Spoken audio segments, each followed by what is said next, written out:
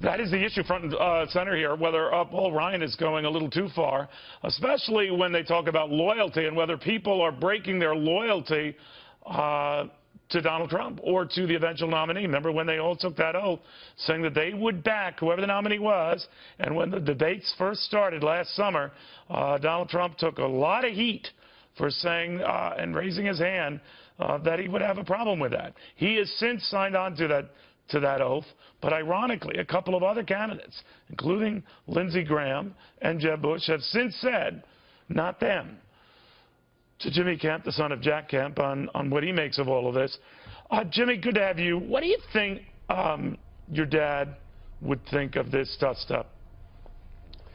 Well, look, my dad's not here. I don't know what he would think. Nobody ever could really predict my father. I think one of Dad's strengths was that he recognized that unpredictability is an asset in politics, and people were surprised by the directions that my father went in his political career, and that it's interesting that that has proven to be really successful for Mr. Trump. But with Mr. Trump, all bets are off, and I think the oaths that were taken on the debate stage are.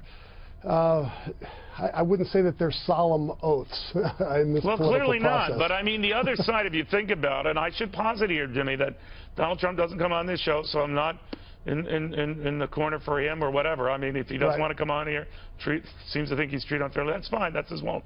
But here's what's unfair about this. They demanded, loyalty tests from him. Yet when he wins and gets a nomination easily, they're not making good on their own commitment to a promise they made. So do they look like hypocrites? Yeah, I'm sure many people think they look like hypocrites, but the bottom line is that Mr. Trump was ready to renege on his oath. It appeared a few weeks ago, and I don't think that that's that big of an issue. The bottom line issue is really what you were talking about with Pat Buchanan, and where does the party go from here? Clearly, well, where do you think it goes? There's definitely a schism, Jimmy, and by that I mean Bob Dole grudgingly, and I say grudgingly because he was not a fan of Donald Trump, but he would say he's going to stand behind Donald Trump. Dick Cheney the same. Paul Ryan, as we said, is still not quite convinced yet. We've heard that in the entire Bush family, they're skewing the convention altogether to say nothing of not supporting Donald Trump. Then Lindsey Graham, who's skipping out on the festivities and also not supporting Donald Trump. Yeah. Do you think that some of these guys end up looking like babies? Yeah, I think lots of politicians end up looking like babies, and unfortunately, I feel like there are times that Mr. Trump has absolutely looked like a baby, and he's the nominee. And so this is the time where the conversation has to it has to get better.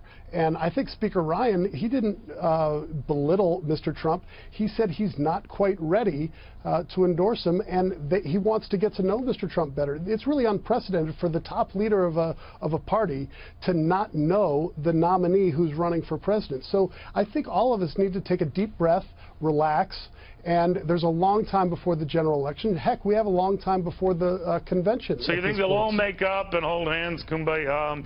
I don't know, Neil. I don't know, Neil. I mean, it'll be really interesting to watch how Mr. Trump morphs into a presidential persona. And why should the onus be on him? Why should the onus be on him? He won. Yeah, no, but if he chooses not to represent the conservative ideals and principles that the Republicans have represented, then it's not incumbent upon others to, bow down and kiss the ring and do whatever Mr. Trump wants. We'll see where it goes. Jimmy, thank you very much. Good seeing you again. Thanks for having me, Neil.